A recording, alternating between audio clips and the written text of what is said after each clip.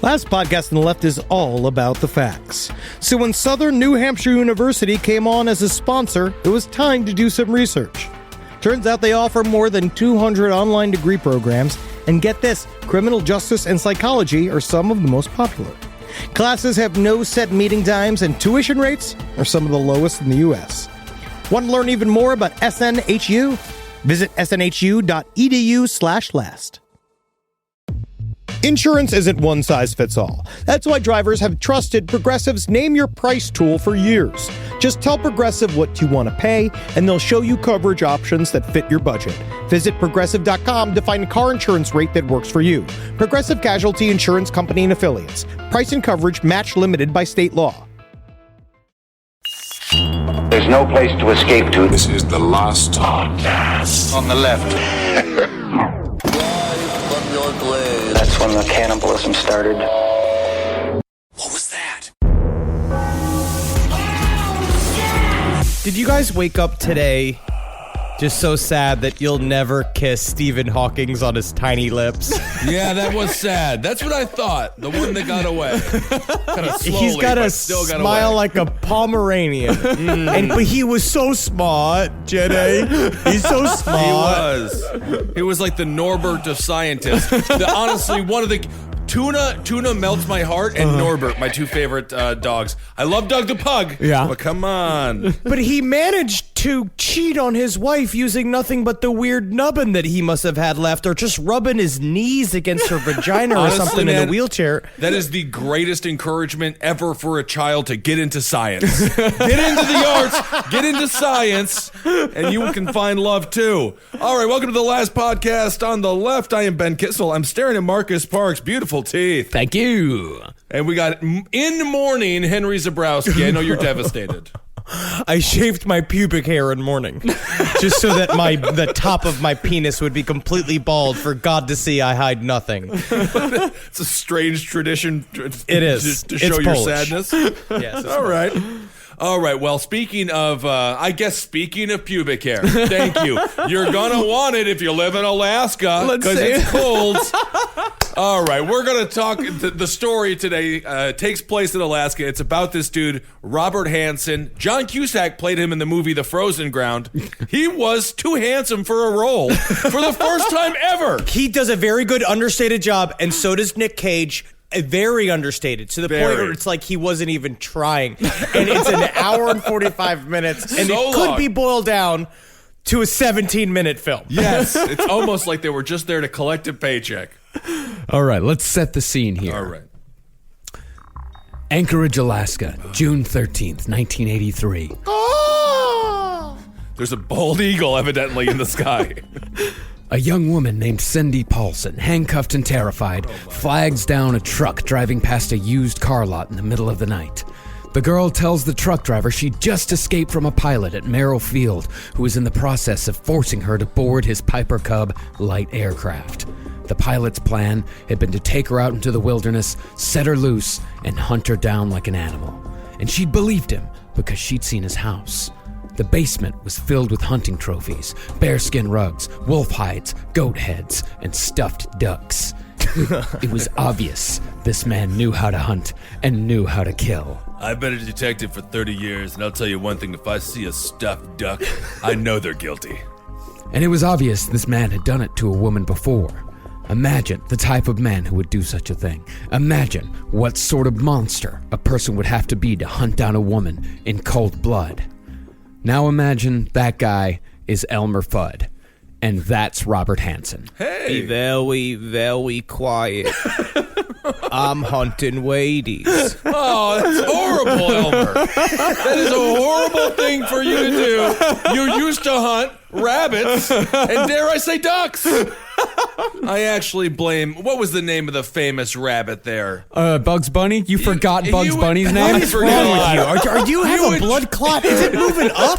Is it I going don't up know. your neck? He would dress like a lady sometimes. Maybe that put the thought in Elmer's head. So you're saying just because he I- dresses in women's clothes, that is an excuse for him to be hunted down by a man with a speech impediment? No, I never supported Elmer Fudd. I always You're was on disgusting. Team Bugs. You're flip-flopping all over the place. I'm not flip-flopping. You just blamed Looney Tunes for a serial killer. Hey, man.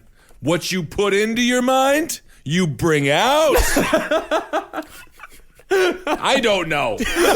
So Robert Hansen, a.k.a. the Butcher Baker, was an acne-scarred, wart-covered serial killer with a speech impediment and a weird dick who killed at least 17 women in Anchorage, Alaska from 1980 to 1983, mostly by rifle. Now, one thing I will say immediately about Robert Hansen is that no one's really properly touched the story of this guy. I mean, there's been a movie, Frozen Ground. ID Channel has done several specials on Robert Hansen, which is kind of why we decided to start today's tone with some true crime voice that Marcus does so well. Thank you. Because you're born to do this. Unfortunately, this is how you will end your life, is working for the ID Channel. But And then mostly, he brings I the think, gun to his temple. He looks into the mirror and says, I think today's the day. A stuffed duck tells him to pull the trigger. Carolina just knocking on the door. Marcus, why are you narrating alone? I told you to stop. It ends in your suicide. But the truth is that I think this story's got a lot to do with, and the reason why it's covered by ID Channel and like the Oxygen Network specifically is because it's really great at scaring women, and it fits with the true crime world's fascination with killing sex workers. But no one ever actually tells the real story here, which is the story of a fucking incel gone wild. Right. Now, while most of our gun-toting serial killers tend to spend relatively little time choosing their weapons, Bob Hansen was a gun nerd, placing him among the most insufferable nerds we have to deal with here in America. Oh my God. You know, AR stands for Armalite. I just want to, some people say it stands for assault rifle. It's Armalite. Sounds like a jelly spread. Also, I always get scared of calling them gun nerds because we know that they are that, but they have the guns. Yes. Hansen's weapon of choice was a Ruger Mini 14 rifle, which to me kind of said, like, I watched a bunch of YouTube clips, like a bunch of YouTube reviews. It kind of seems like the hipster choice over an AR-15. Okay. Like the cool kids choose, like, yo, you do an AR-15. I like the classic Mini 14. Now, here's an example of To one do of what? To do what? I Why don't are you know. giggling? To circle it in your gun and ammo magazine. Is it to kill me and my family? Is it to Why take do you over the keep- mall? Why do you keep your gun and ammo magazine sort of pointing at your Playboy?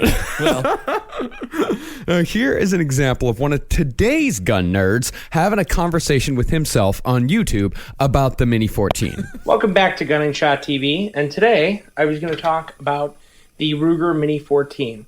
I'm not a huge AR fan, not that the AR is a bad system, it just for some reason visually didn't appeal to me. Oh, God. So I did want a gun that would shoot .223 or .556 because that is the cheapest centerfire rifle cartridge you're really going to get. So after much looking around, I found a pretty good deal on a new in box, stainless, and wood, which was the color combo that I wanted, Ruger Mini 14. Please put the gun down. Please put the gun down. And also, you're not on Gun and Shot TV. You're on the internet. You're on YouTube. yeah. And now, if you excuse me, I have to have my super beats because Dana Loesch, she's a babe. She told me to have super beats. Robert Hansen, described as dippy and crater-faced with overlapping front teeth and thick, horn-rimmed glasses, was described by even women who survived him as looking like a nerd straight out of Central Casting. Yeah, I mean, you're sitting there and laughing because he comes up to you and he's like, hey, girls, hey. And it's true. He had his fucking, his pants just under his nipples, shirt tucked in, fucking pockmarked face, huge Coke bottle glasses. And you're like, get out of here, nerd. And then all of a sudden it's, which seems to be the unifying, hardening sound of nerds everywhere. Yeah. Just that gun cocking back. And gun nerds we're specifically talking about, not people who go to Comic-Con, who we love, or crime cons. Now, and speaking of that, you know, like even Robert Hansen's modes of speech were nerdy, but not in like a smart nerdy or even like a reference heavy nerdy kind of way. Hansen was what you would call a dull nerd, possibly the worst kind. Like he'd use phrases like gee whiz and my gosh and doggone it, even when he was talking about killing women. It makes it worse. Yeah. It makes it worse because you can't talk like the beeve, and then all of a sudden you've got a chain. You have a specific chain loop in your ceiling that's built for hanging women up by. Like there's something about it that's his weird, dull, doll-like eyes, kind of like Gary Widgway. I imagine when you're like looking at him trying to like plead for their life, and he's just like, "Why is my meat talking?" And like that kind of weird patina glowing over their face, where you just like, "Oh, now that dude is now gone. Whatever animals inside has taken over." Now, although Hansen was known for his donuts back in the 70s and 80s, today Hansen is mostly known for his imitation of the Richard Connell short story The Most Dangerous Game, originally published as The Hounds of Zaroff and later adapted into The Pest, starring John Leguizamo. Oh my God, it is the plot of The Pest. What? Is that real? Oh One my God, stinky it dinky, is. absolutely. No. Oh, that makes me so upset. Does everything go back to the pest? God. Now, in the original story, the titular General Zaroff, a deranged Russian aristocrat, uses a shipwrecked big game hunter named Sanger Rainsford as prey, turning the hunter into the hunted. Oh my. Now, it's not known if Hansen ever read the story, although it's not really that likely because Hansen's IQ was somewhere in the Gary Ridgway Dullard area. Oh. But he was very organized. And it also shows that the power of being very organized and what it can do for you, which is that if you never fail and you think about every single detail, that's how he covered his tracks, besides shoddy police work as normal. Right. But he covered his tracks pretty well because he was such a fucking insufferable nerd about every single fucking thing that he did. So that he kept lists and maps, and he did checklists, all this bullshit. But either way, whether you read it or not, Hansen's eventual MO was eerily similar. See, this is how General Zaroff described the prey he hunted before Sanger Rainsford came along, as it was quoted in Manhunter by John Douglas. I hunt the scum of the earth, sailors from tramp ships. A thoroughbred horse or hound is worth more than a score of them. General Zargoff? Yeah, dude. Zaroff, just Zaroff. Did his son go on to be, what was it, Zangief? Zangief? I'm pretty certain that Zangief's last name is Zaroff, so Zangief Zaroff, and this is canon. This is a part of the Street Fighter lore. This is a part of the extended universe. Okay. But also, the difference is that General Zaroff was fighting sailormen and not scared women in the dark. Mm-hmm. And for Hansen's part, he felt much the same way about his victims, replacing sailors with topless dancers in a classic Madonna whore complex switcheroo. Now, women, to him, were either goddesses to be protected and cherished or filthy creatures that needed to be punished. And honestly, like in modern times, we already mentioned it a little bit, like Robert Hansen, he wouldn't be out of place on some of the darker incel subreddits. These guys... What's an incel? Involuntary celibacy is what they call themselves. They call themselves incel? Yes. They proudly call themselves incels. They say they are involuntarily celibate, that they will never find a woman, they will never get laid. And of course, none of it is their fault. They blame... they're two gentlemen. They're too much like gentlemen. Like the supreme gentleman? It's even gone further than that. Like, what? They canonize Elliot Rodger. Like, he is... They canonize him. He's like their hero. And these guys go even further than the whole, like, nice guy thing. The nice guy thing is a part of it, but these incel guys have taken it to the next step. Like, they blame the rest of the world for not unconditionally accepting all of their numerous faults. And, they want the world to just pretty much hand them a supermodel just because they exist, because they're men. And Robert Hansen these days would have been one of those guys. I mean, I will say, there's a lot of costs that come in with dating a supermodel. I mean, first of all, you have to have several different outfits for just the different photo shoots that she's involved with casually. Like, you can't just wear the same shirt because then she doesn't get the same kind of money. And if you see an out, like, you have to, you're talking like doorbells at the Spago, at the Viper Room. I don't even know if people even still go to these places. I don't know. I don't know if supermodels go to that. Yeah, the Viper Room is probably just Nikki Sixx at this point, bartending and being the number one customer. Wherever supermodels go, I am not. We don't. I go don't know. there. We don't know. No, of course They we don't go know. wherever they go, but I know there's a door cover, and the supermodel doesn't have to pay it. But you, as an incel, will definitely have to pay it, and probably twice. The guy's gonna look you up and down and double charge you. So you have to understand, you have to have some kind of steady job. I don't think we've ever stumbled upon a subject that we know less about. The life of a supermodel. No clue. Almost all of Hansen's victims were exotic dancers at strip clubs in Anchorage, places like the Kit Kat Club, the Wild Cherry, and the Gentleman's Retreat, not to mention the Great Alaskan Bush Company. Which is why they outlawed Polish funerals in Alaska. Wait, what's a Polish funeral? Do you have to shave your pubes for my intro, where I had to shave my pubes in mourning, and then Kissel made a pubic hair joke. I had to. So, Yep, the Alaskan Bush Company. There's a dog. He'll never talk. I don't know. It's a Bush Beans joke. It's early. I don't know. It's early. It's 12:30 p.m. Well, when you put the PM in there, then that's Well, really... not according to the 12 Bud Limes. Then it's always early morning. You always say, I've never drunk a Bud Lime in my life. I know for a fucking fact that you have. No, I don't think that I have. I've seen you drink a Bud Lime on the road. If it was free. Yeah. If it was free, that's a different story. I think we were at a bar in D.C. and you drank a Bud Lime. I seem to remember being like, yeah, it's like you take the tropics with you. Like you were saying something like that at like 5 people that weren't listening. What's new? No, Robert Hansen was so detached from these women as humans that in his confession, he nonchalantly referred to his serial killing as, quote, a summertime project. What a jackass. Which shows how little he thought of it. Yeah. And also, again, about his extended game. To me, Robert Hansen is very similar to a Jerry Brudos, where a part of his pathology was having a family and kids and a career. That was like a part of his... What he'd get pleasure out of was seeing, like, look how I can hold all of this other shit together and also be a fucking maniacal supervillain on the other side, which is how most incels view their entire life. Mm-hmm. And with that, let's get into the life of Robert Hansen.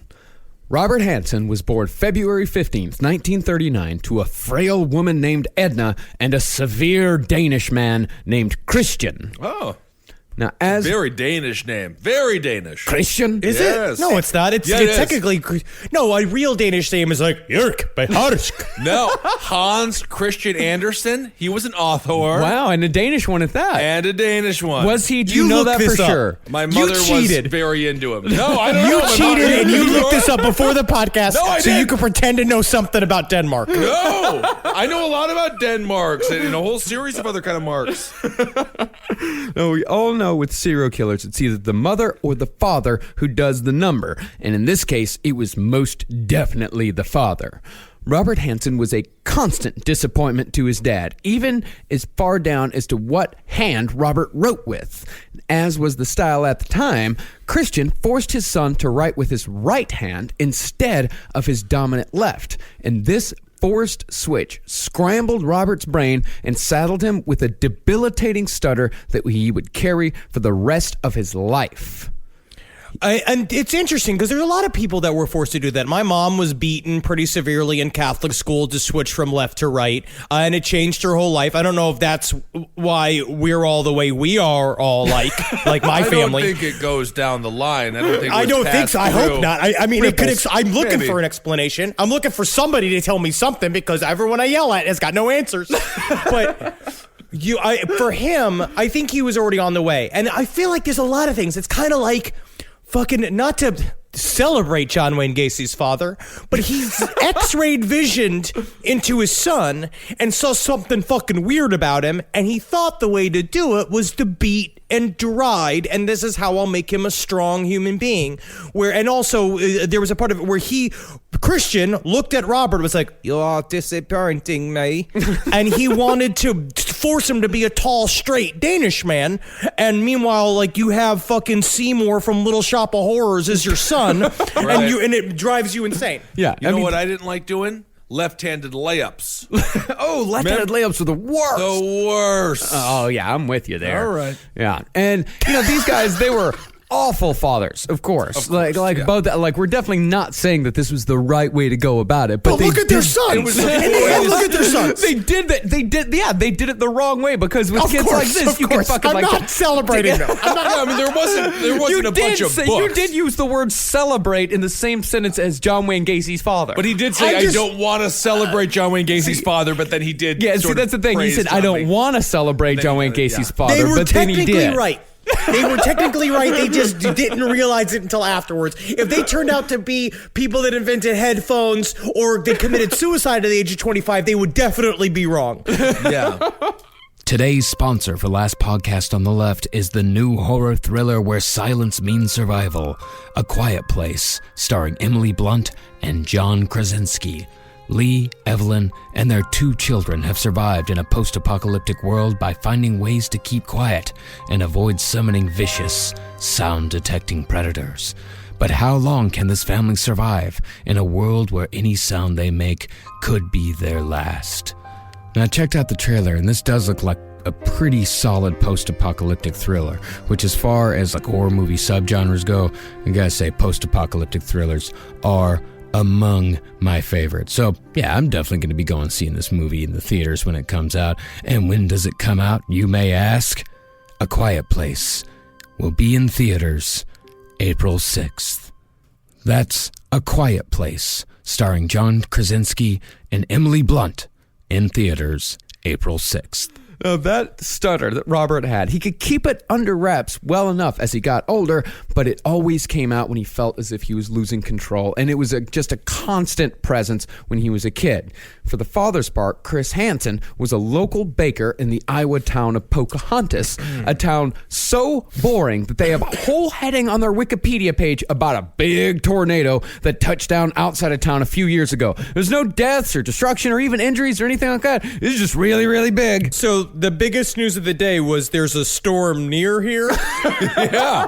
No, it was not even the biggest news of the day. It was the biggest news of the decade. It happened like in 2011. Well, that's pretty cool. I heard a tornado kind of touched down near there. That's pretty It could fun. definitely pump up that this is the birthplace of Robert Hansen and just become one of those true crime meccas like Ed Gein's small town Honestly, just lean in. Why not? No, the only thing that the only famous person, they talk about 2 famous people on their Wikipedia page. It's an anti-war activist whose name I can't remember. Okay. And a middling baseball player named Larry Bittner. Larry Bittner. The Bittner. Yep. Had about a 2.4 or 0.27 batting average. That's better than me. I'll tell you that. Great. It's not great, but that's okay. Yeah, it's fine.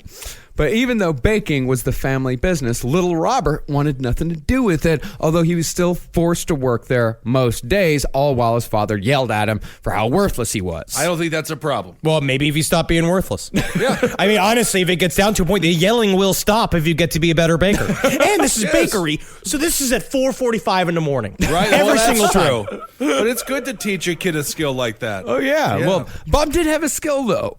He had a real passion in life, and that was his bow and arrow and his throwing knives. Okay. He would practice for hours behind his dad's bakery, obsessed with the skills needed to achieve a silent kill. Like Bo Jackson. Like Bo Jackson. He makes his own arrows. That's what after he retired, he's like, what else can I dominate? The world. Just nature. It's really amazing. But he was a sports star first. Yes. And he's a very good man, from what I understand. Yeah. Robert Hansen wasn't even a baker first. He Right, just that's liked true. knives. And then it's weird to say that it's your passion is throwing knives.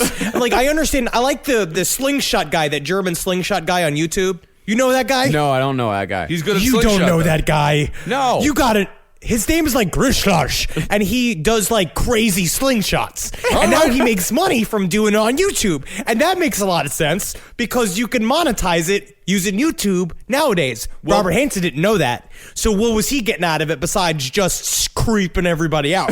Perhaps on this week's last stream on the left every Tuesday at 8 p.m. on adultswim.com, I'll have one of those videos for you, Henry. Oh, Yeah, they're awesome. Naturally, in school, Bob was less than popular, partially due to him being the weird knife kid in school who had the mean Danish dad, but mostly because kids can be extremely cruel when it comes to someone with a stutter, especially back then. All right. A stutter is a pretty debilitating speech impediment. It's terrible. Yeah. Yeah, it's It's extremely hard to get over. It's very difficult and it fucks with you mentally, but there's not just bad stutterers like Robert Hansen. You got to remember there's also famous stutterers like James Earl Jones. Was he a stutterer? He was. Really? Oh, yeah, he was. Okay, good Yes. for him. And Bud Scheinberg. Who's Bud Scheinberg? Famous stutterer, according to this list I'm looking at. Did you just Google famous stutterers? Yes. All right. Then, when Bob approached teenage years, things only got worse. They didn't get better, They huh? did not get during better. the glorious teenage years that we all had? Bob developed an awful case of severe acne, bad enough to deeply scar him for the rest of his life. It became one of his his defining physical characteristic, at least the one you can see, wink, wink, which we'll talk about later. Do people like him and Robert Crumb, is there like a disease that you get? Like, is it like a nerd disease that comes? Like, honestly, because some people just get the slam bam full deck of nerd problems like immediately, and I don't know why. I don't know why either. No, I had a friend in college named Dirk that was the exact same way. Why did it happen to Dirk? Dirk should have been fucking like the opposite of his name. If there was a purpose to the universe, he would have grown up like 6.5 feet tall, like a member of the lacrosse team. Yeah, Dirk. But that's the thing. Dirk turned it around. He's doing great now. Having it is. an awesome time out in Washington, D.C. Hey, perfect. Yeah, he turned it around, but Robert Hansen did not. No, we did not. No. And Hansen, he was just the butt of everyone's jokes all throughout high school. Because, the guy had a horrible stutter and just a face full of pus-filled pimples. It covered it from forehead to chin. It's like I imagine like one of these towns. It's like this is one of those towns where like the teachers join in. Hey, Robert, hey, come here. Hey, Robert, come here. It's a funny little joke. Hey, listen, me and the buddies here know we've been making fun of you quite a bit for your acne and your stutter and your stoop way you walk around and how you can't speak to a woman and you never look at anybody in the eyes and you're always playing with knives. But let me ask you a question. Okay, guys, shut up, guys. What's your favorite TV show?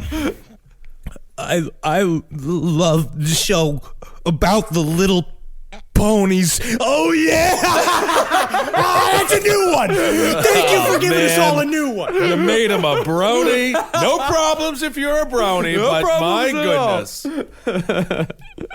But instead of just getting over his high school bullshit and growing up like all the rest of us did, because we all had high school bullshit. Nightmare. It's an absolute fucking nightmare. Some of us have it worse than others. Yes, but The bullies are miserable. The ones being bullied are miserable, but the ones being bullied are sometimes bullying people. It's a cesspool of horribleness. well, instead of getting over it, Bob just let that pain fester into a nerdy rage that would explode sooner rather than later. Uh-oh. Hansen tried gaining respect where he could, like a lot of these guys do, by like joining the volunteer fire department or signing up for like the junior police instructor program, but none of it stuck. No one gave a shit. Well, because he thought that that's how you got respect. And we see the same thing with David Berkowitz, who say the same thing with old fucking Bumblebutt. Casey. Where they think that if you join into this series of a program where people wear uniforms, people have to respect me. And then you're doing it out of spite. You're doing it from your own bully mentality. You've been bullied into being a cop, Right. you believe. And you think then, now I have control because authority is going to give me all the backup I need because I don't have the spine to stand up for myself. This is a recipe for a horribly abusive police officer. Yes, it is. So when Bob graduated high school, he didn't become a cop.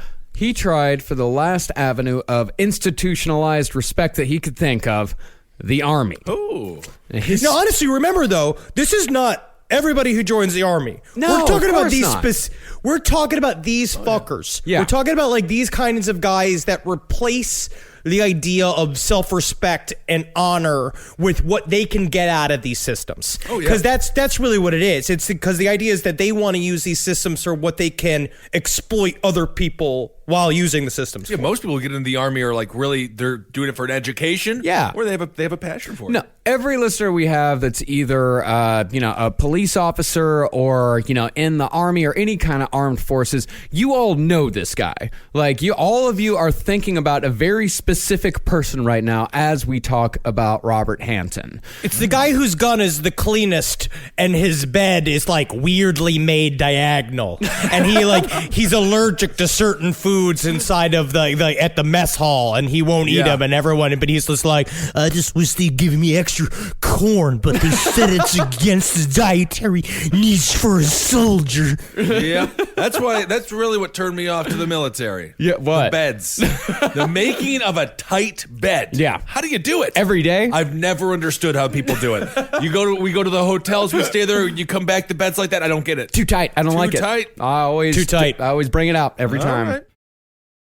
This podcast is brought to you by Squarespace. Squarespace is an all-in-one website platform that helps you stand out online. Yes, that's right. You don't have to smash your face with a hammer. You can just start a business. It's got everything you need on Squarespace, from securing your domain to building a professional site and showcasing your work all in one place. Let's say you want to show everybody how you can carve your ribs out of your lower abdomen so that you look more like a Ken doll. That's amazing. You can bring your vision to life with AI-powered design or curated templates, plus flexible editing tools that helps you create something that truly reflects your style, especially if you are somebody that is trying to corrupt the young men of America. That's what Squarespace is really going to help you. Squarespace makes it easy. It makes it easy for you to put all that together, and you just go to Squarespace and do it all. Thanks, Braden. Head to squarespace.com/left for a free trial. And when you're ready to launch, use offer code LEFT to save 10% off your first purchase of a website or domain. Hey there, everybody. Is your cell phone bill too much money? Are you getting that bill and you're like, hey, what is this? I can't believe for what? For 5G? Are you crazy right now? $100? I don't even barely got any bars when I'm just sitting in my living room, okay? You don't have to deal with that anymore. Are you ready for this?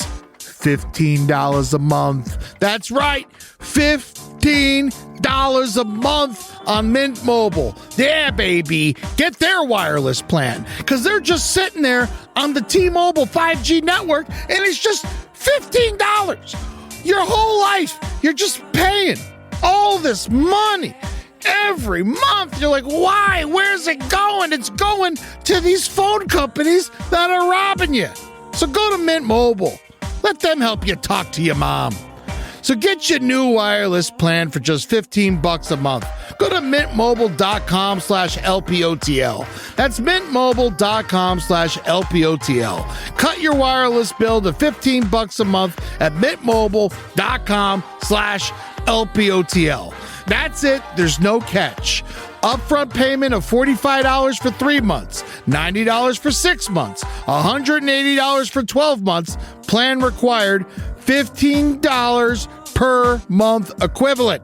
Taxes and fees extra. Initial plan term only. Greater than 50 gigabytes may slow when the network is busy. Includes up to 20 gigabytes hotspot. Capable device required. Availability, speed, and coverage varies. See mintmobile.com. It's obvious we love true crime, but it does make us feel a little paranoid about what's out there, as it should. And that's why it's so important to get a home security system that gives you peace of mind. With SimpliSafe, you can stop crimes before they even start using their AI-powered cameras to identify threats on your property and alert US-based live agents to take action. Like arriving in a helicopter in the night, coming down from the helicopter, zipping down and breaking through the windows with their big axes, and going through the house, ripping through the walls, finding the criminals. It's easy to do. SimpliSafe has been a game changer for us. And the best part, there's no long-term contract. We've used it since the very early days of Simply Safe here at LPN, and it keeps us safe, doesn't it? It keeps all of our thoughts inside the building. Then there's the ones we let out because they have to go out because that's a part of it. But Simply Safe keeps the other thoughts safe.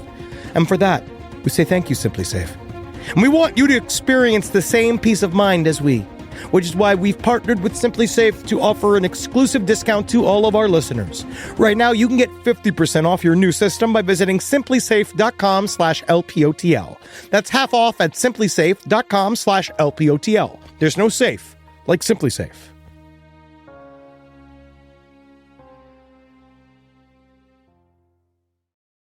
Now, Robert Hansen's stint in the Army was pretty unremarkable, except for one incident that happened right across the river here in New York City. Really?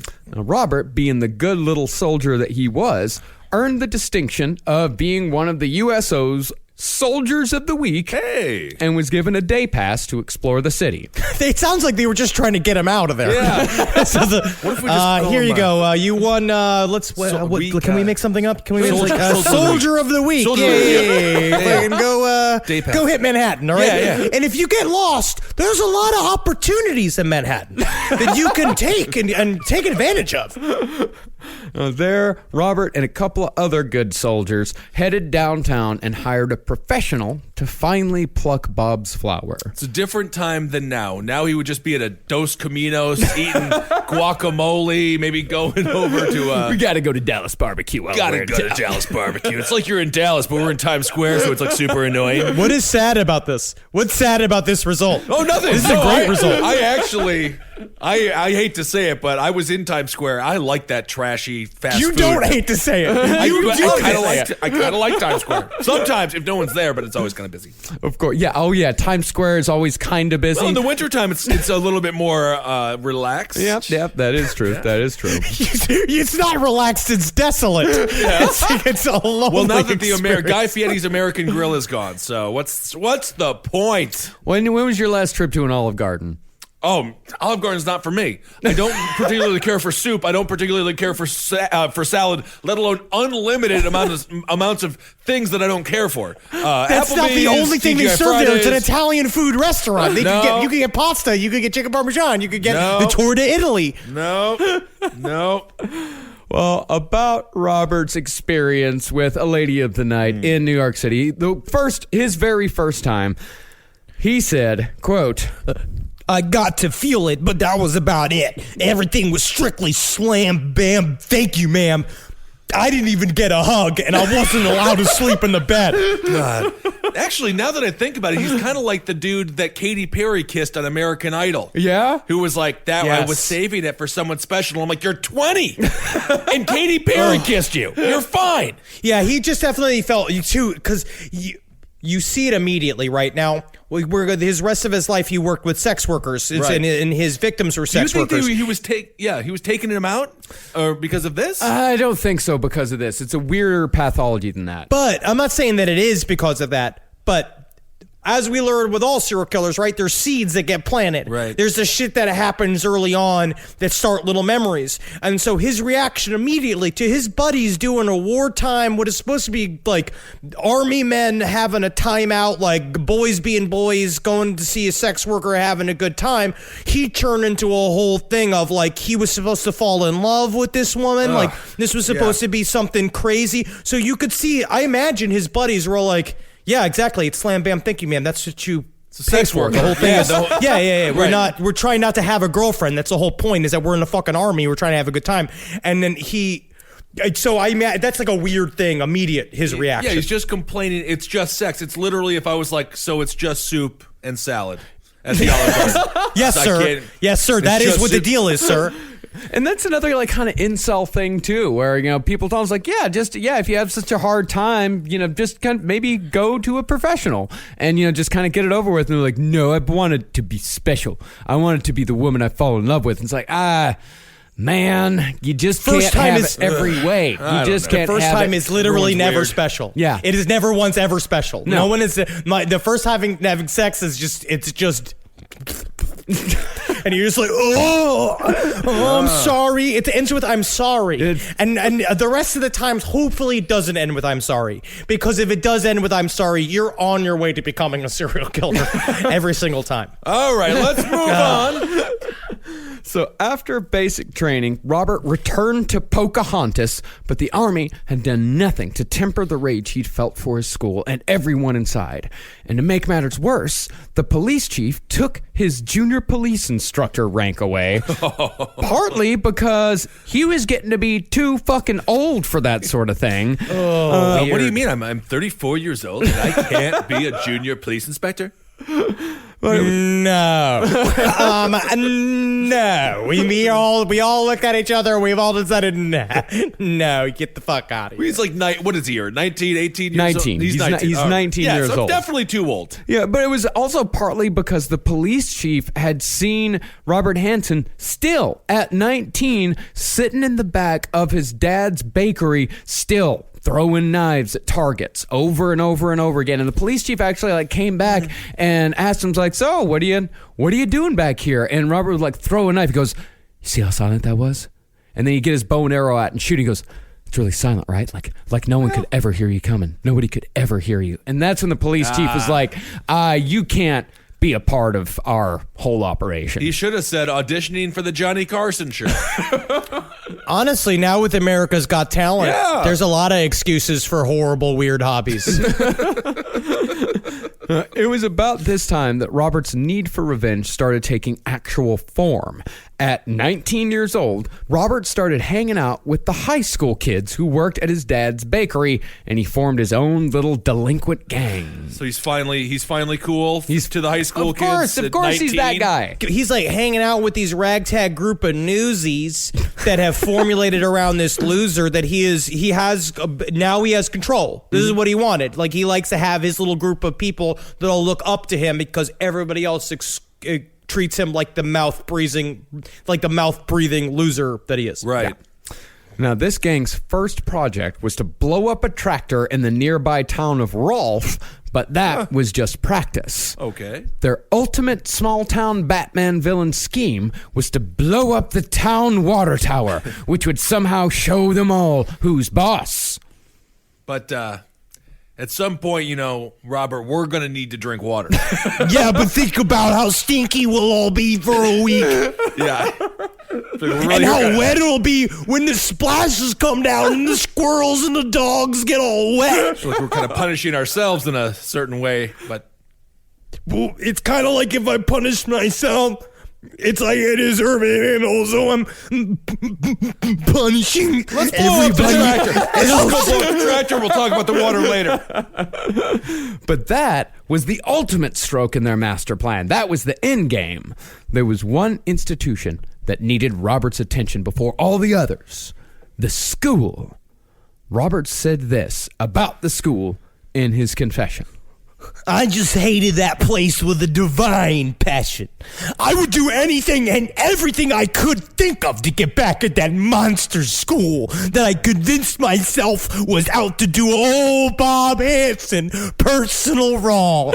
Oh, man, now I'm just thinking of a school with Frankenstein and Dracula, maybe Braun Strowman. I'll throw him in there. That's a monster school. That's a great television show. No, that already happened. That was a cartoon for it wasn't 2 years not Monster School. In the 90s. It was called Monster School. Well, it was a monster high school. It's a high school that was populated completely by monsters. Yeah, but I don't think it was called Monster School.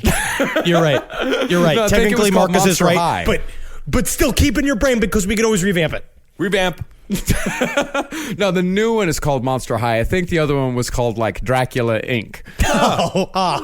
Very good. All right. But think about how lame that is. That at 19... you want to blow up the high school. Yeah, you're out. You're out. You went to the army. You saw the city. You did all of this shit. You still want to blow up your high school? Right. The name of the high school, Gravedale High. So you weren't even close. Gravedale, cool. Gravedale, yeah. Rick Moranis was in it. It was great. No kidding. Yeah, I used to love it. So, Robert Hansen, in order to get back at his school and everyone in it, mind you, about 2 years after he graduated, he figured there was only one thing he could do: burn down the bus barn.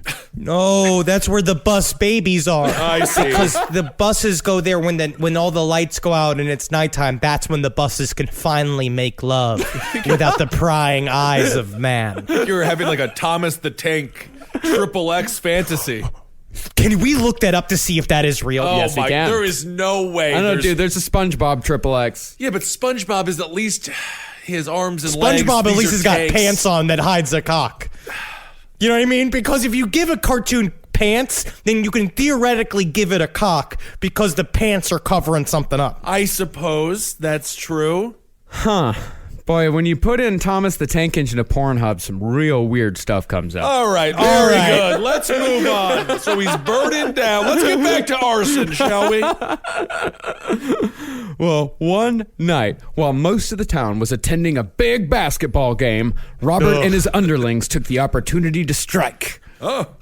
I like in the idea of in Pocahontas, the best basketball team is the Generals from Harlem Globetrotters. You know what I mean? Like that's the team that goes on to play the Harlem Globetrotters and get the shit beat out of them. Who do you think wins in the Jonestown boys?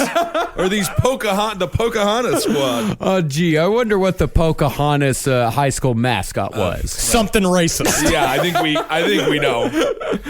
So Robert and his gang took a can of gas, doused the barn, and lit it on fire. And Bob, who hadn't been kicked out of his volunteer fire department gig yet, received double pleasure from the act when he got to return to watch the whole thing burn to the ground. All right. 3 of the school's 7 buses were rendered totally useless, infuriating the school superintendent, Waldo Mick, who also happened to be... I can see him biting his hat. Yep.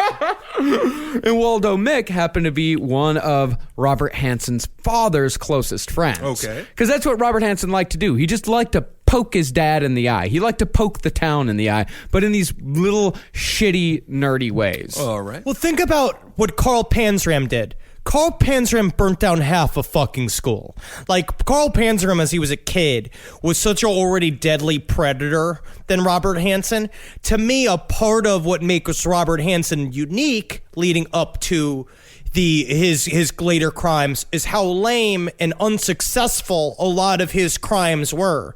Like, and I think that's what kept driving him towards a weird sort of serial killer perfection, is that he kept fucking up. And it would infuriate him. Yeah. He is a fuck up, that's for sure. Yes. But it wasn't long before one of the kids who helped Robert set the barn aflame opened his mouth and made the bad decision to brag about the arson to a straight-laced GI back home in Pocahontas on leave. The GI reported it, the teen cracked, and Robert was arrested. Now, Robert denied it completely, which ripped the town asunder into pro-Bob and anti-Bob factions. I'm on pro Bob. I'm pro Bob. So what does that mean, really? I have to like Bob to be pro Bob? Because I don't. I don't know. like Bob. I don't know. And Robert, I mean, he had people on his side, but it was mostly they were on his dad's side. Because Chris Hansen was he was a well-liked member of the community, but just nobody liked his son. But because they liked Chris Hansen, they're like, all right, I guess if Chris says his son didn't do it, then his son didn't do it. And Also, a running thing in this story was the power that the community baker has over a bunch of people. If you have access to free carbs, people will do whatever it takes to get them. Yeah, people right. love bread and pastries. it's really weird. And as we've learned, Hansons, specifically Chris Hansons, they love baked goods. They put a plate of cookies in front of someone, and that individual is forced to confess. We've seen it on time and time again to catch a predator. Give cookies to these child Always. molesters. And a Which cookie I was think just is- like, I will tell you the truth. And I must. He's around cookies all day. I don't know what it is with that name and cookies and confessions. Robert, with half the town behind him, he even managed to somehow convince a girl to marry him while all this was going on. He convinced another local loner named Phoebe Paget, and Phoebe's parents did not want her to marry Robert Hansen. Anti-Bob. Anti-Bob faction. Anti-Bob faction. It goes into everybody's got to be anti-Bob, and pro-Bob is just poor Bob. Poor Bob. Poor stupid Bob. And he's sitting there just going like, Phoebe, I was thinking that maybe that we could go on a date, maybe. Does that sound good to you? Yeah. What we could do is, you want to see how silent I can kill? I always mess shit up. I'll marry you. Whoa. Yeah. Yikes. I gotta think about this for a second. Love happens for so many of our serial killers have relationships. Yeah, they really do. But also, Lord. it also is a running theme in a lot of the serial killers we cover that the wives, their parents tell them, don't do it. Yeah.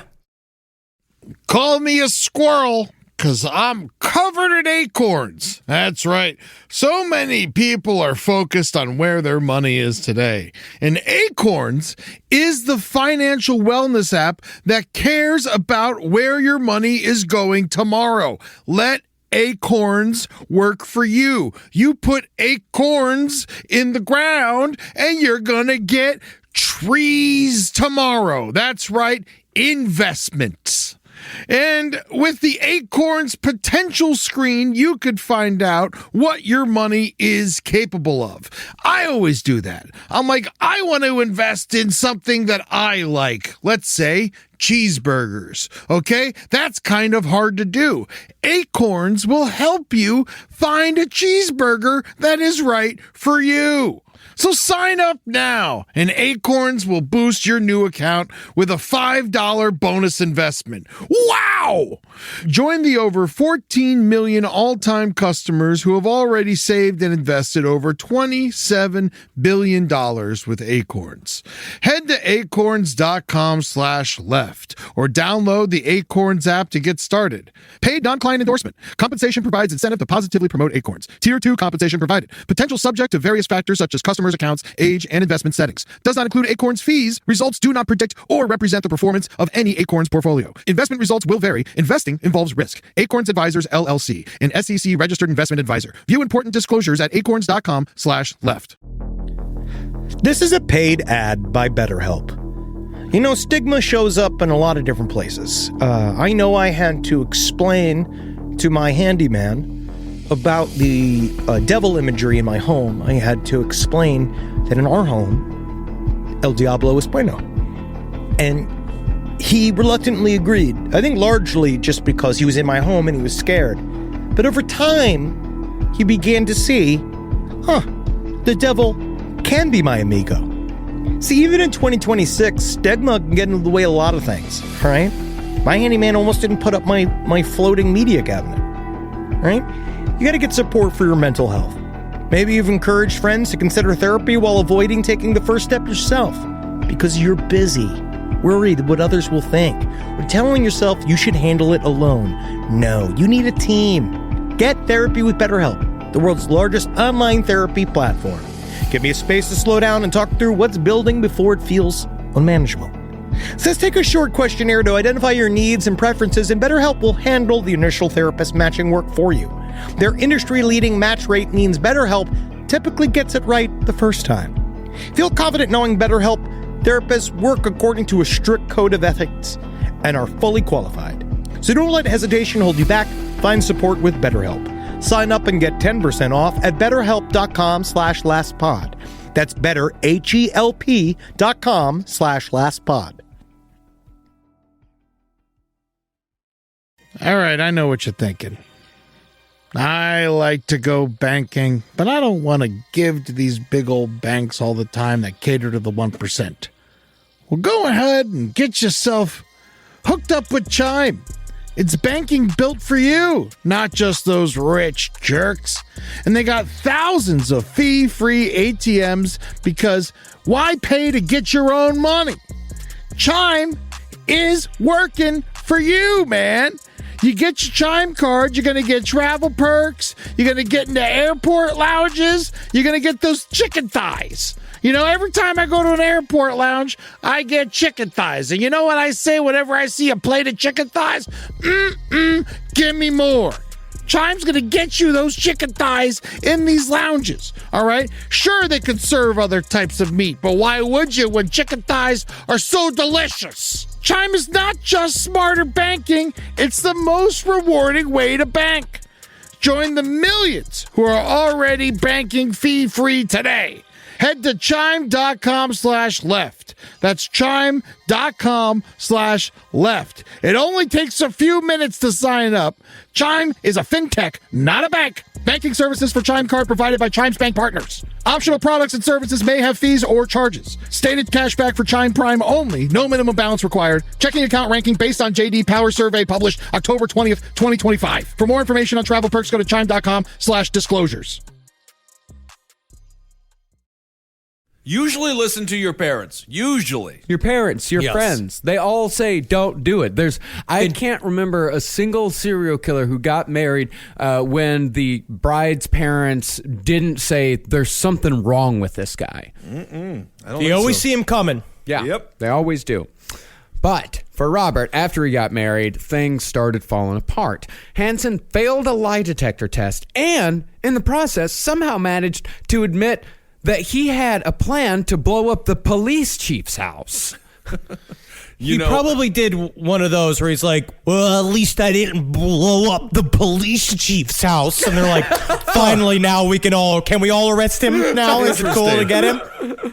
So that was the corniest line in the Frozen Ground. Oh, yeah? When Cusack, this is such a cliche line during a police interrogation, and the victim comes in and he says, "Oh, I should have killed you when I had the chance." And then everyone's like, "Whoa, wow. I guess he had the chance at some point."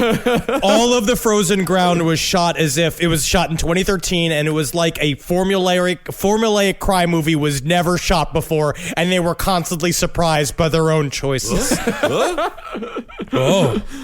Well, after Robert failed the lie detector test, he still said that he was innocent, but to avoid bad publicity in Pocahontas, and he was the one that put it that way, he pled guilty to put the matter to rest. Oh, good. I know how it is. In Pocahontas, you Yeah. got the paps everywhere. You don't want to be on the bad side of the Pocahontas mafia. No, the Pocahontas press. I mean, they're tenacious.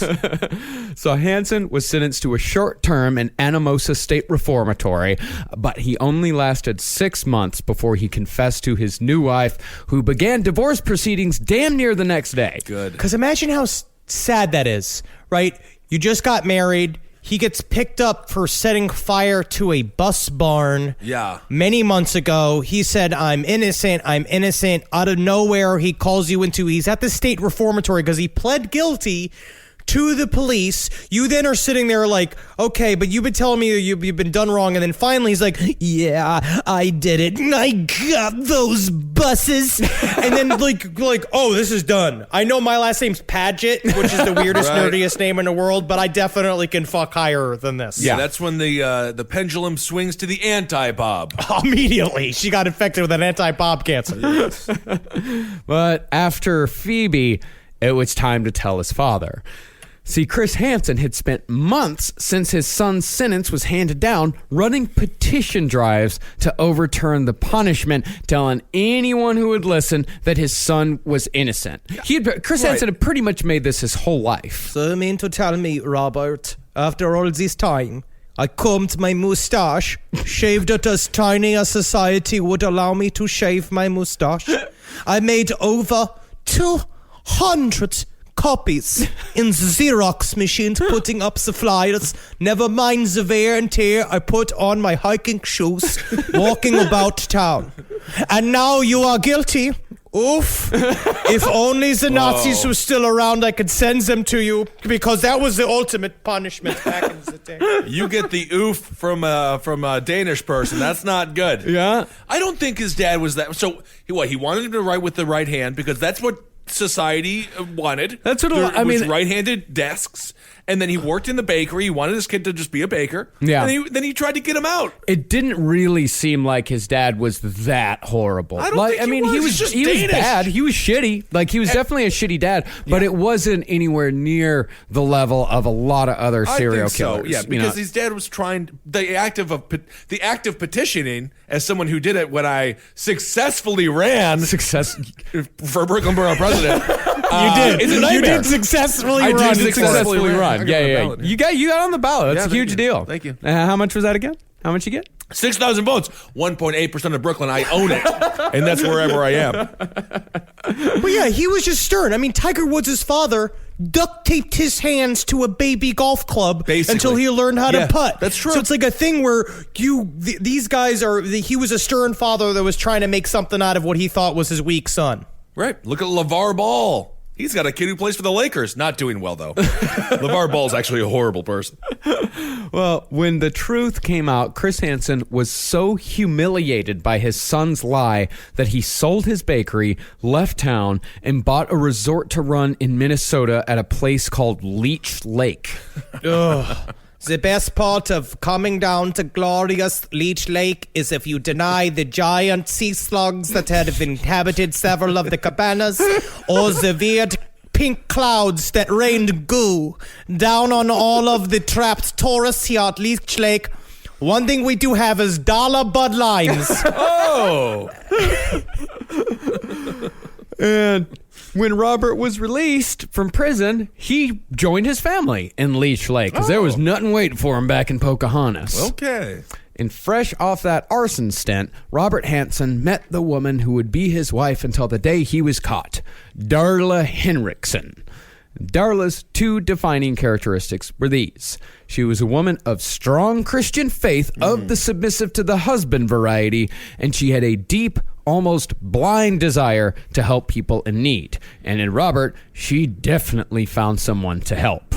Darla openly said that too. I read an interview with her later on where she said when she met him is that he was a 25-year-old man, just got out of prison. He was cleaning Leech Lake. God knows what the fuck was in that lake. Yeah. He was out there doing stuff, and she immediately said with his weird scarred face and his stutter and the way that he spoke and the way that he couldn't make eye contact with her was all like, I could help him. Mm-hmm. That was like her first thought, being like, finally, I'll use my bosoms, because at the time she was tall, and they said that being tall as a woman like made you so undesirable, which drives me crazy because I think it's hot. Yeah. Which is look at fucking Natalie. I like a woman that's much taller than me because I climb them.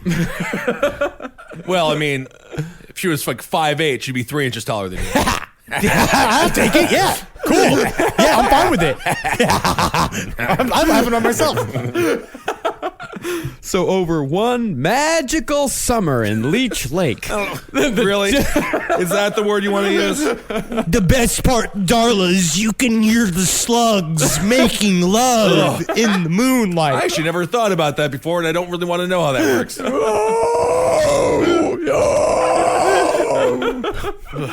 Oh, that is nice, Robert. I'm so glad you took me out here. Yeah. So over that summer, the two fell in love.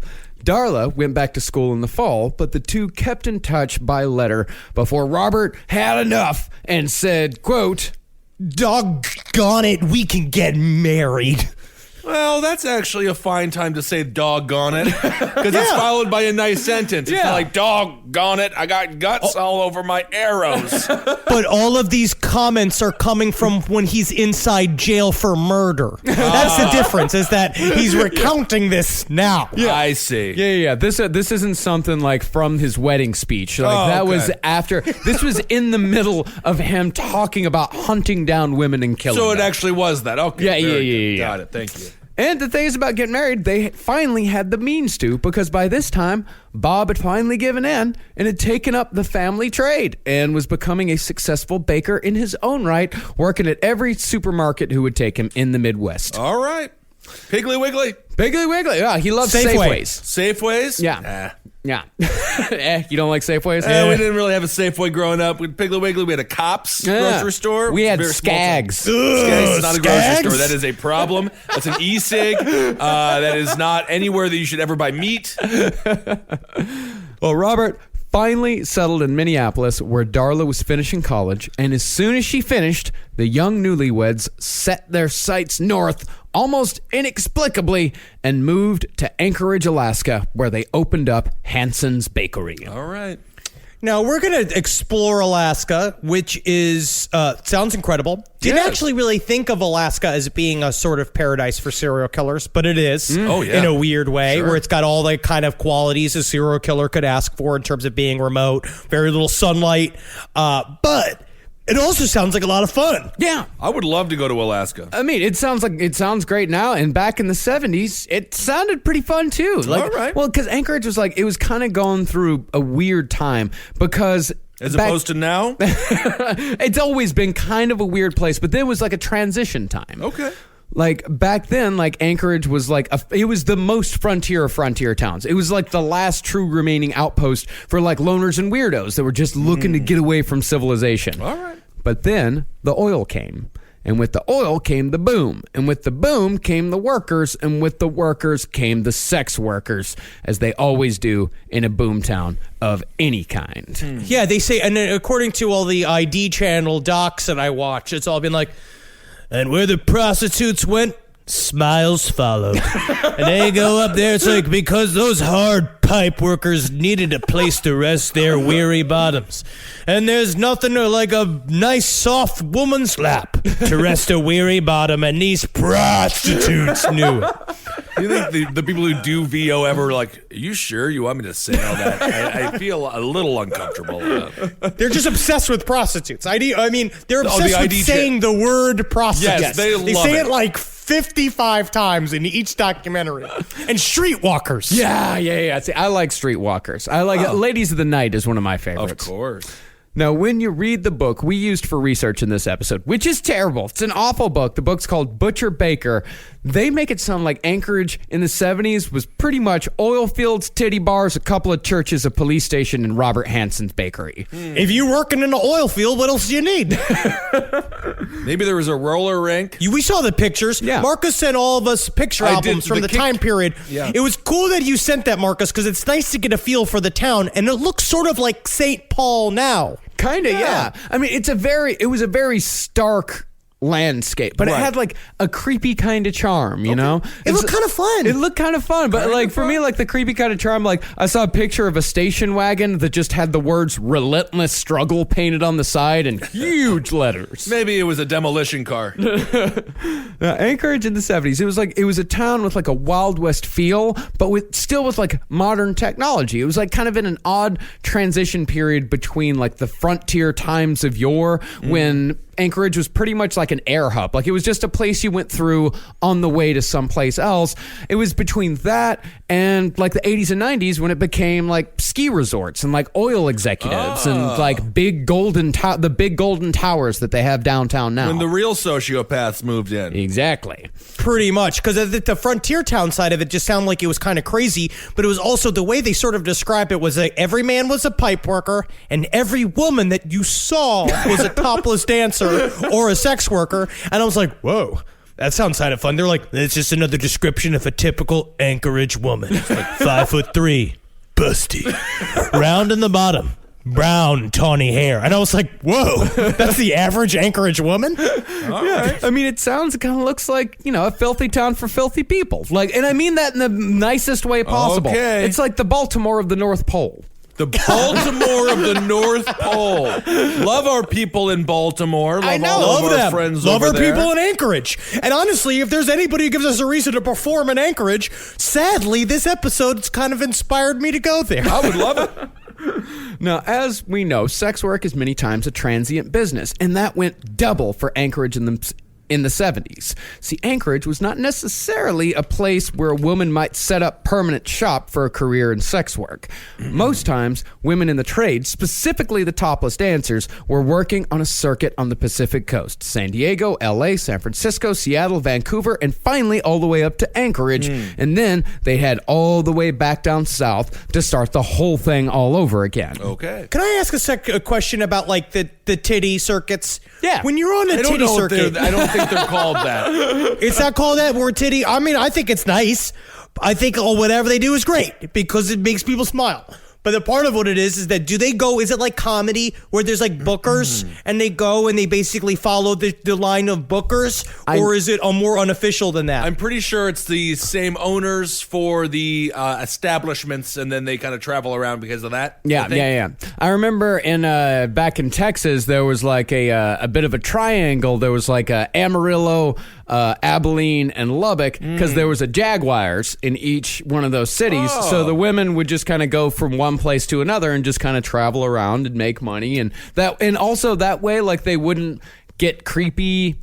Like the regulars wouldn't get too attached. Right. You know what I mean? Oh yeah. Yep. Which I think is really important because technically this is the group of they have to rely on themselves, especially at this time, and depending on where you go. And it seems like they all talked about what you did see in this case specifically was sex workers having to use their own interior protection system and saying like, this place is creepy. There's a guy here that's creepy that comes around all the time. Robert Hansen, Robert Picton, Gary Ridgway, they were all on short lists for creepy dudes that were around. And they were well known for a long time. There's a couple of creepy guys. The problem is that if someone wasn't plugged into the circuit and knew exactly what was happening, then they would be vulnerable. Mm-hmm. And the circuit thing, like, that was if a woman was a professional. Some of the women coming into town Anchorage, they'd only stay for like a couple of months, usually a summer, and make a quick anonymous buck before heading back down to the lower 48. All right. So since so many women were in and out of town constantly, disappearances weren't taken too seriously, and as we're going to see, pretty much any other crime committed against a sex worker in Anchorage wasn't taken seriously either. All of this made Anchorage the perfect place for Robert Hansen to develop into the worst serial killer the state has ever and hopefully will ever see.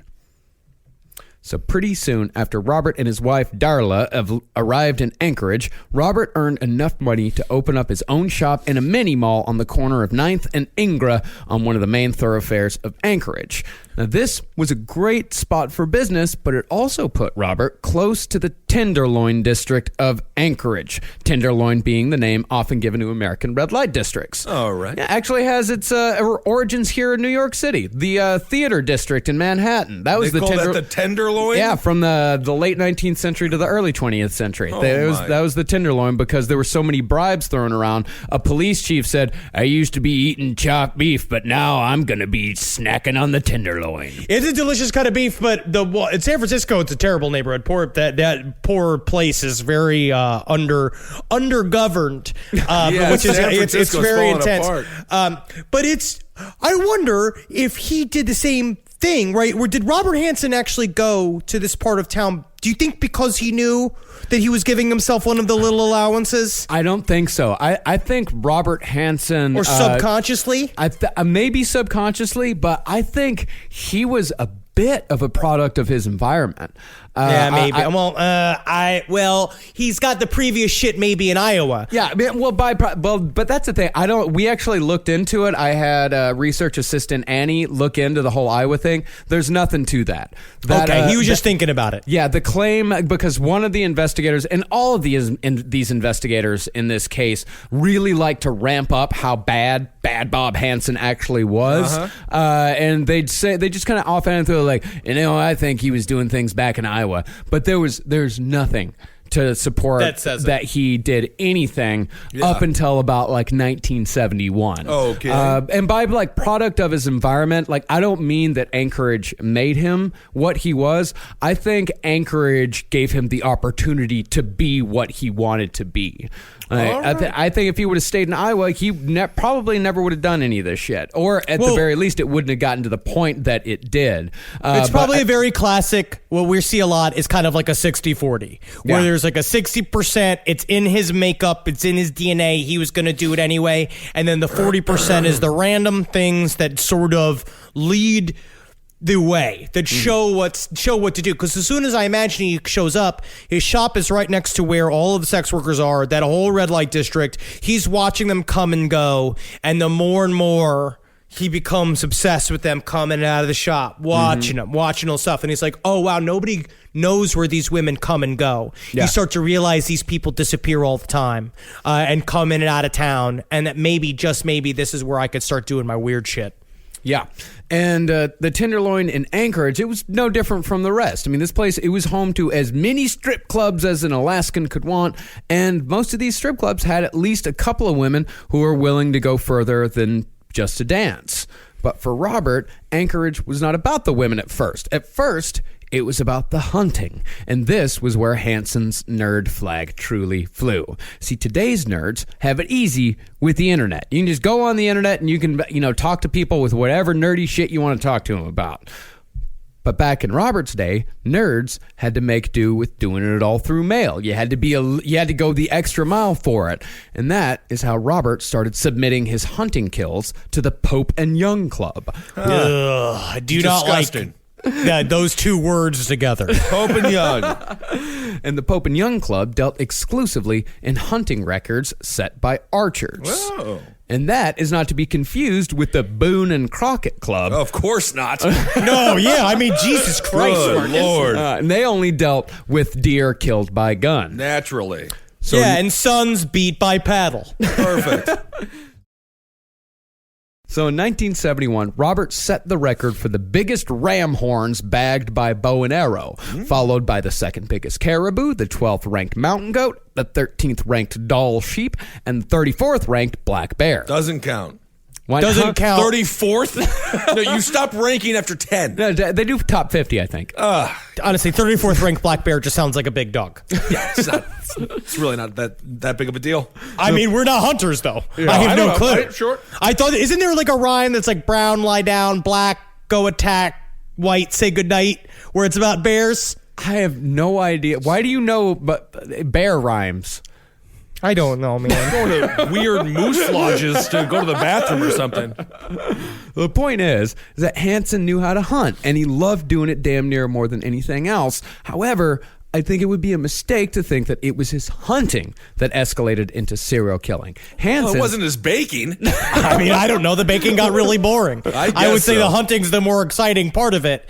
He was just good at hunting. Yeah, he was great at it, and he loved doing it. But his escalation into killing humans, I think, came from another place entirely, which is the same place it comes from with a lot of these assholes. It was all about control. Well, what he openly said several times is that what he was good at was wounding the animal and tracking it until it died. Yeah. He would always talk about how happy he was. He's like, yeah, you get a shot in on them and then they get all weak and then I can get my hands on them. It's just like, it's very strange where it's like, I thought the thing to do was to like kill it like really quickly. Like that's I what you'd don't know. want to do. With a bow and arrow, it's totally slow. different. Yeah, bow and arrow is totally different than like a rifle. I don't get it, man. You know, when you're a baker, you got total control over the muffins, you got control over the donuts, you got control over everything. And I don't get how that's not enough control for you. You can make cakes in the shape of titties. You can make do muffins whatever. in the shape of vaginas, and then you can fuck You them know, and wreck them they and do don't all just- weird shit. Yeah, they don't even just have to be female body parts. They could also be leprechauns if it's St. Patrick's Day, or they could be little, just fun gnomes. Yeah, and you can still fuck them until they fall apart. You can do if you anything want with to. the pastry.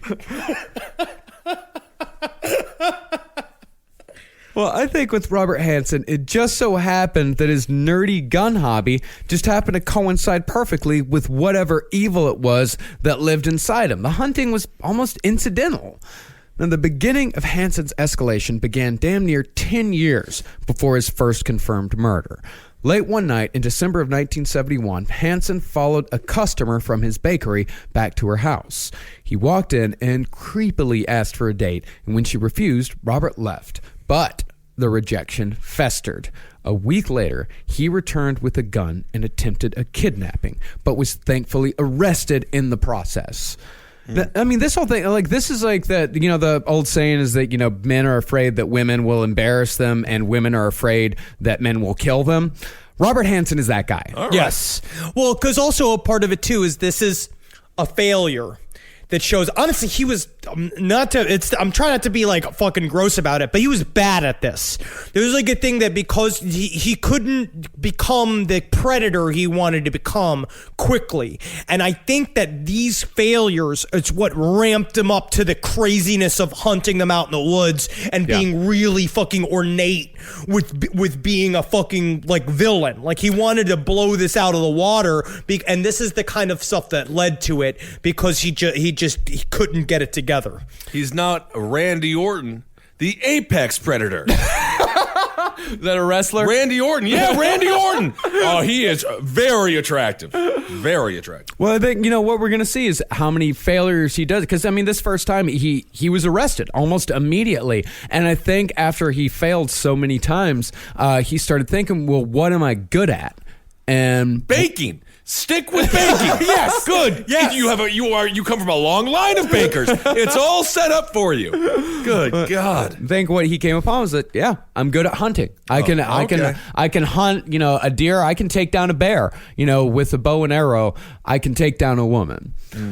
While he was out on bail from this arrest, he went right back out and tried it at least one, if not two more times with deadly consequences.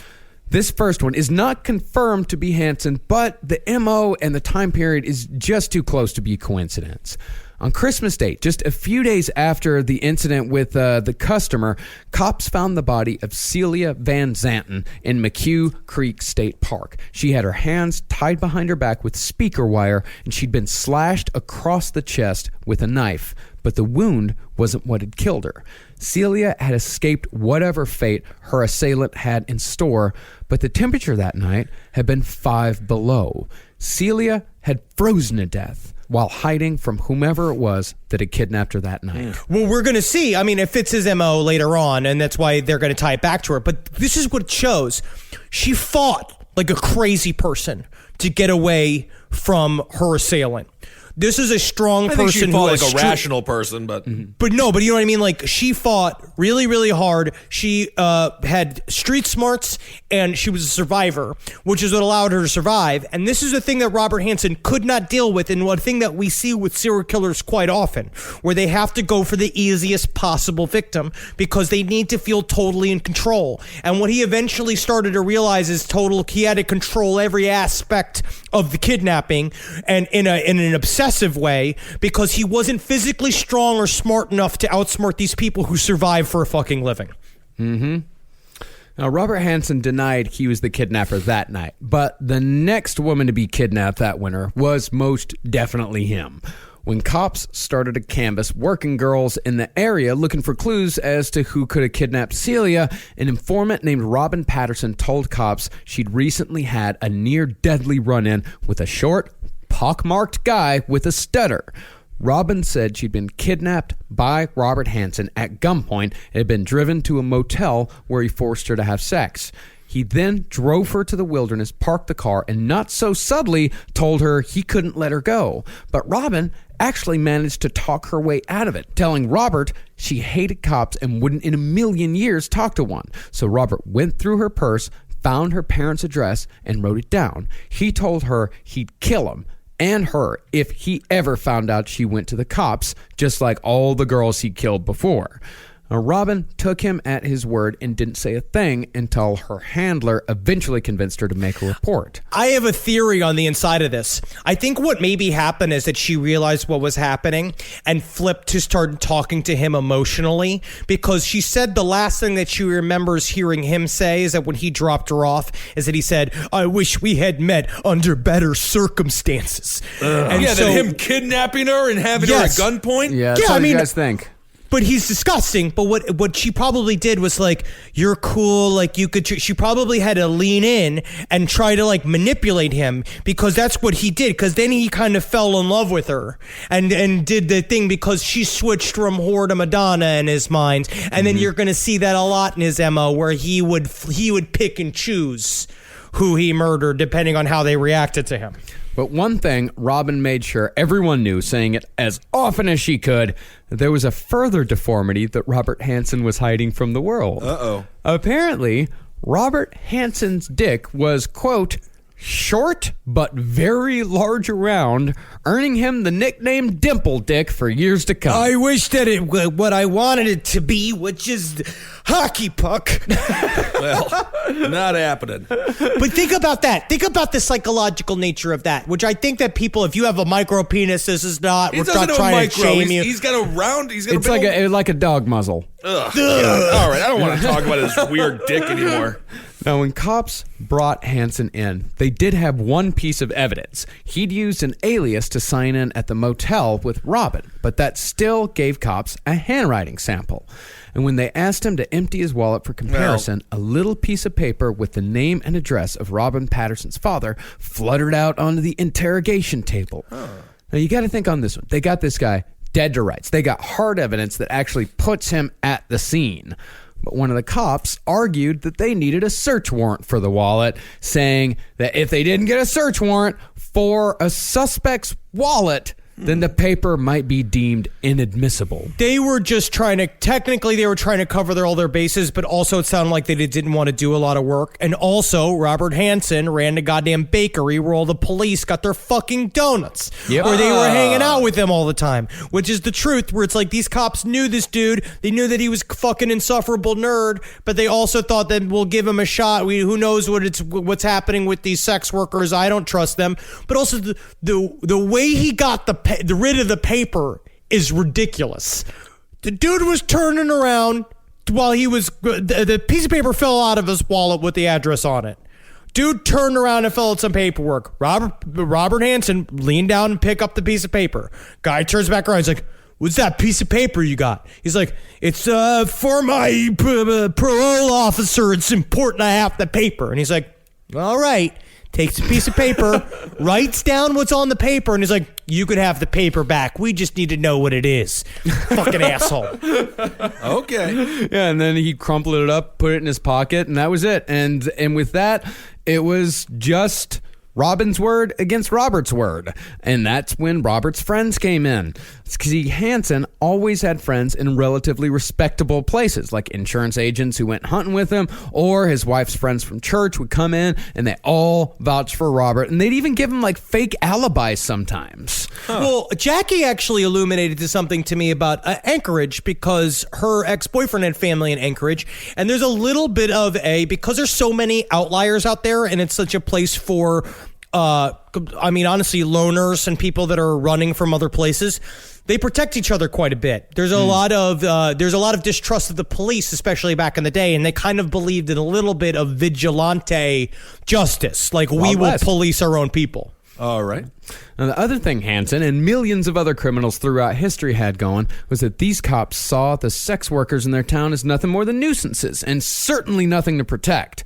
Robert Hansen was about to learn that lesson firsthand. He pled no contest to the previous assault charge on his customer, and in exchange, the DA dropped the kidnapping charge involving Robert Patterson. And Captain Ron Rice of the Anchorage Police Department, he put it perfectly when he said that they pretty much told him he could do whatever he wanted to with the prostitutes at Anchorage because the cops didn't give a shit about him either.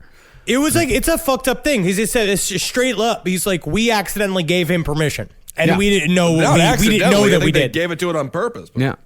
This was even beyond guys like Picton and Ridgway. It wasn't just that the cops weren't investigating disappearances. It seemed as if they were actively looking for ways to let Hansen off the hook. In 1973, it happened again with a school teacher from the lower 48 who was moonlighting as a dancer in Anchorage. And that time, Hansen got away because the Anchorage DA wouldn't let the woman testify through a mediator because she was a school teacher. You know, she thought that if she testified, it was going to get back down to her bosses and she would lose her job forever. I don't really understand. These kids are not going to see her titty pictures anyway. Like, why does it matter? This is not the now where you can just look up on the internet or whatever. Oh, I don't know. That's not true. No, things that's not travel. true. People talk. Things travel. People talk. Even now, a woman would lose her job. Oh, it happens all the time. The New York Post makes sure to put them on the cover. Yeah, exactly. That's horrible. No, it's awful. It's stupid. What did put Hansen away, though, at least temporarily, was something that I suppose the establishment of Anchorage valued a hell of a lot more than the women of their town. He got put away for a chainsaw. So in 1976, Hansen witnessed an overweight man having a heart attack outside of a Fred Meyer superstore. And this reminded him of his father, who was also a fat man with a heart condition. And that reminded him of that Christmas was just around the corner. A baker, huh? A fat man with a heart condition, a.k.a. a baker. So Hansen walked inside the store, picked up a chainsaw for his dad, placed an old receipt for something or other on top of the box, and tried to walk out the front door. But, of course, he was caught and arrested almost immediately.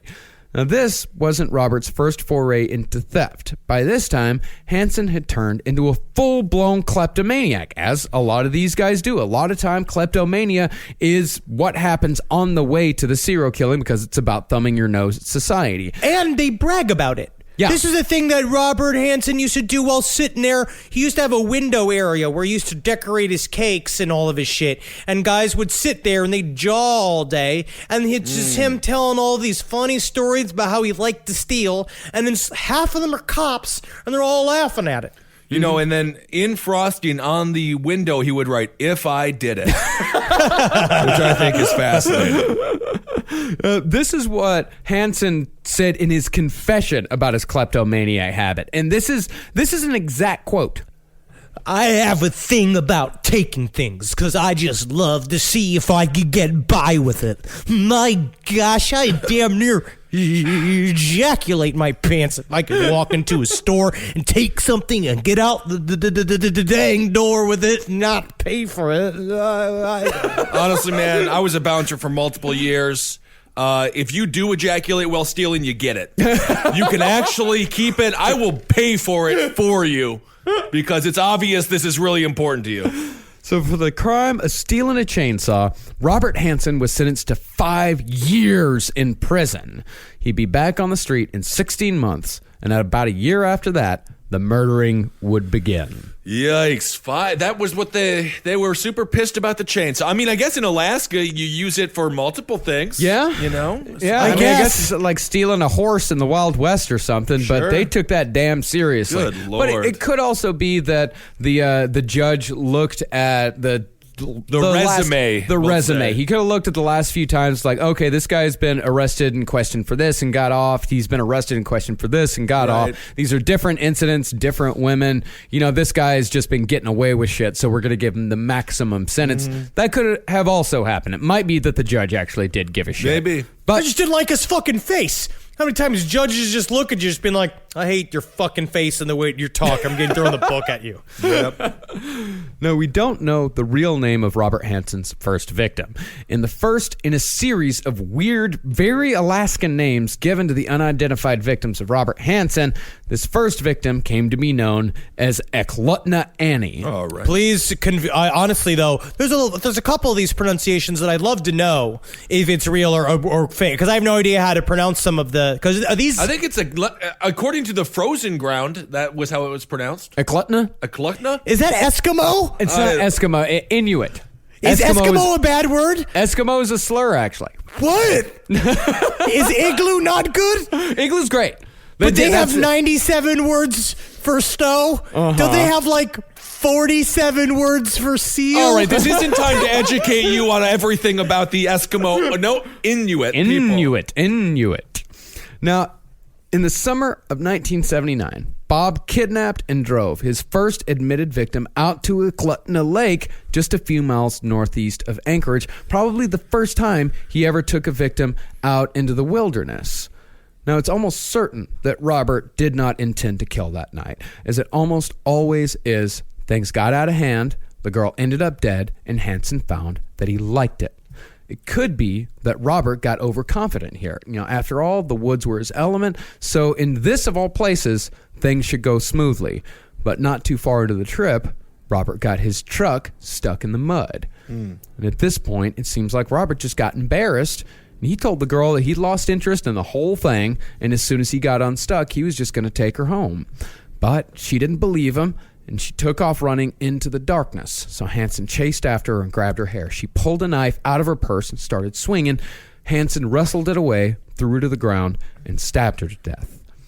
He tried it with another woman a couple months after that in his camper, but this one managed to truly escape. But again, it was her word against his. And that was even though she had showed up at a stranger's house naked with her hands and feet sliced up from being bound by guitar strings.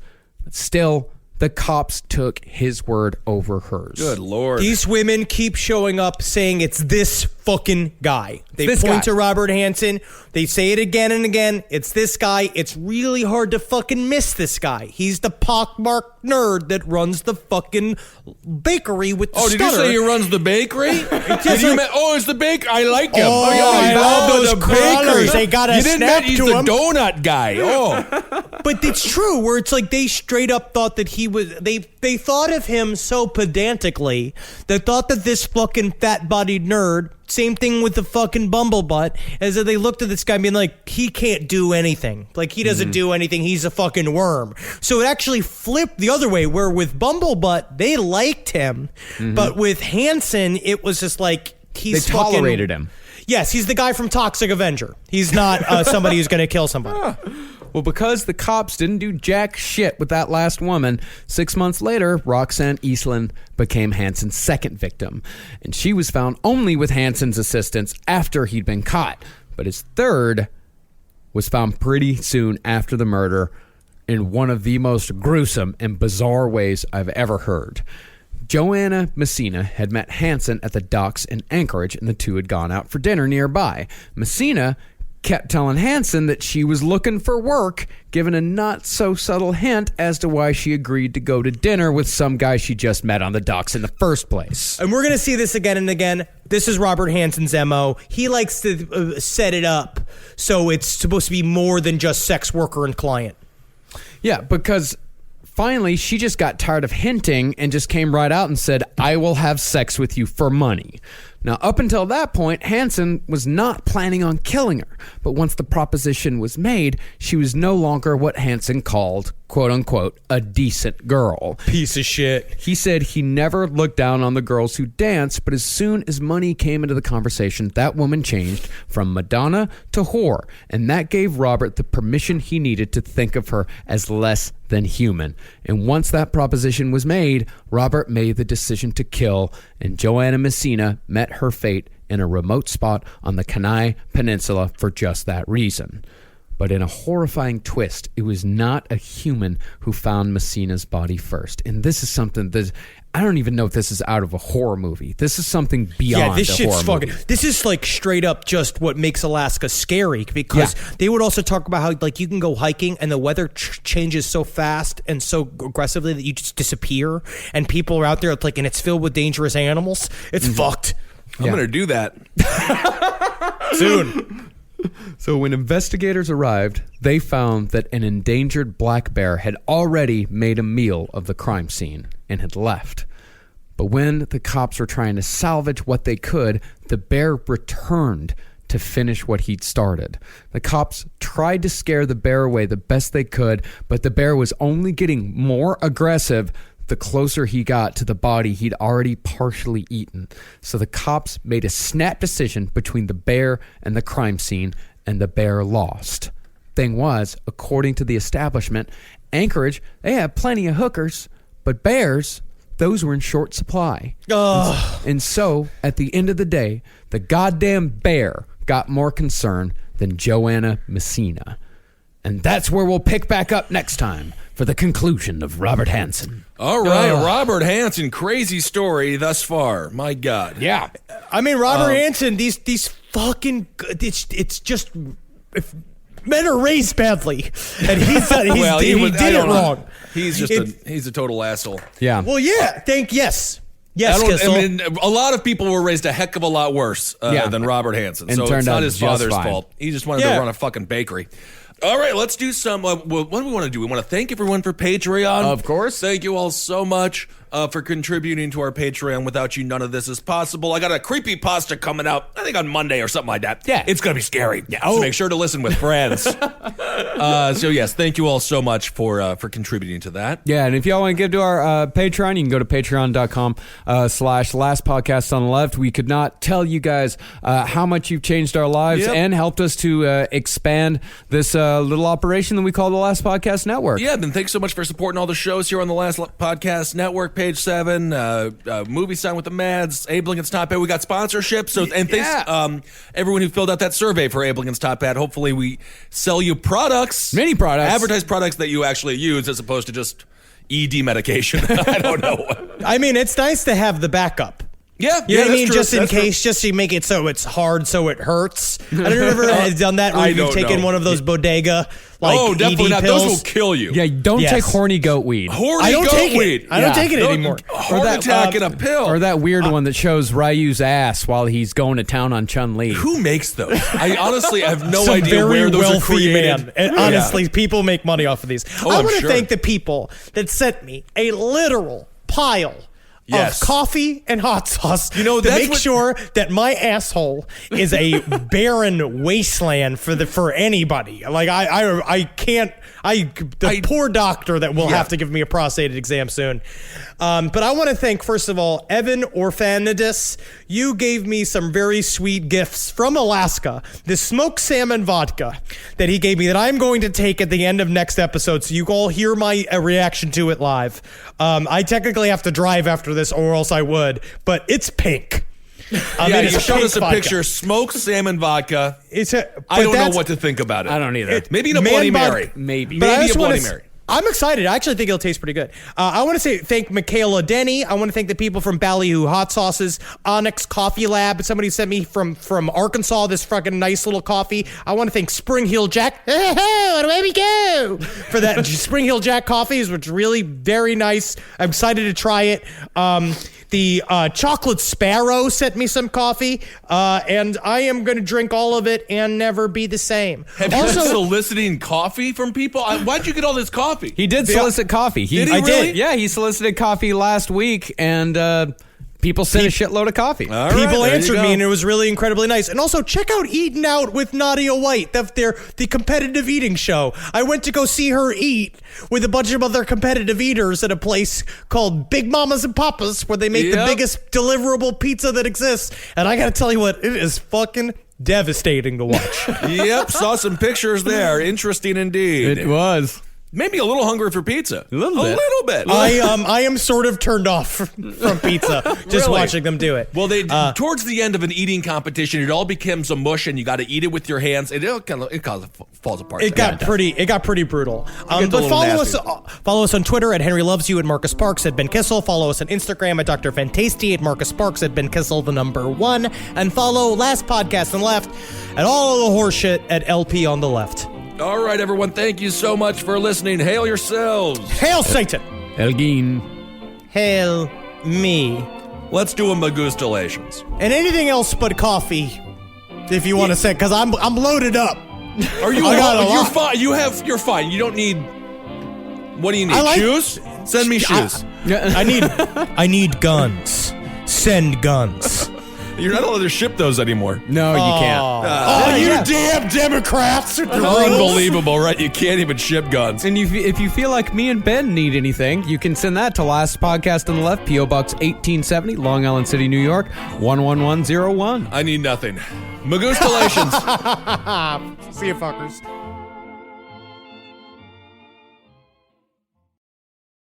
Looking to scale your outcomes beyond search and social?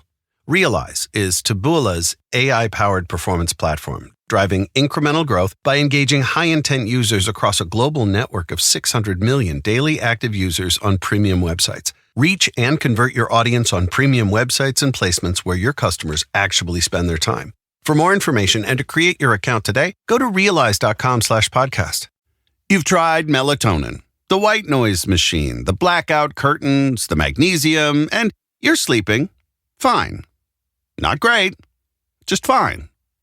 At some point, you have to consider the 4-year-old pillow is doing more damage than the magnesium is fixing.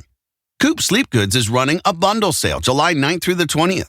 The starter bundle is the move. 2 pillows plus a sheet set, 40% off. And we're not saying it'll fix everything. We're just saying you've tried everything else. Coop's pillows are adjustable, designed to fit how you sleep, not just tolerate it. Mix and match any 2 pillows at 25% off or go all in on the starter bundle. One real upgrade beats 6 mediocre ones. Head to coopsleepgoods.com/comedy. That's COOP sleepgoods.com/comedy for 40% off the starter bundle and 25% off all other bundles.